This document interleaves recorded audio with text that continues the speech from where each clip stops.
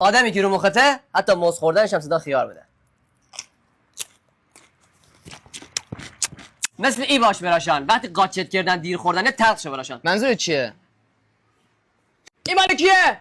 این مال کیه؟ آقا نیم کیلو ریحون میدی؟ به ازای هر نیم کیلو ریحون بعد 1 کیلو پیاز و تربچم ببری. ابن داره؟ داداش اونجا پارک نکو بار میه. ساعت 2000 چه باری میخه بیه؟ حالا تو پارک نکو شادامه. آقا جلو به چه سگی تو بگیر همون موزه رو خورد. آقا به چه ما کم داره یکم خله ببخشید. اگه خله بری پیاز نمیخوره. آقا بادم جون تخمی هم داری؟ نه داداش بادم جون همه بدون تخمه. آقا ببخشید گرجه هم دارین؟ گرجه یا گوجه؟ چه فرقی داره؟ گوجه سفت گرجه لهه. میدونستی لبو معلول رو ویسه بلند میکنه؟ جدی؟ نه. داداش شب مهمون دارم یک میوه بده بزنم جلوش آبرو داره بشه جونم. میخوای یک میوه بدم که اشکشو در بیه. ها. میدونستی وقتی میوه عصبی میشن چی میشه؟ نه. اعصابشون کیوی میشه. آقا ببخشید گلابی دارین؟ چی؟ گلابی. رئیس مستراب. میدونستی اندوانه چی ویتامینی داره؟ نه چه ویتامینی داره؟ ویتامین ای آدم بلای. آقا تیل مگسی دارین؟ نه تیلام ملخی.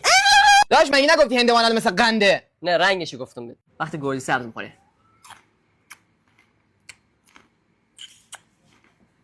داداش انگور قرمز داری؟ ها یک 400 کیلو برای ما بذار.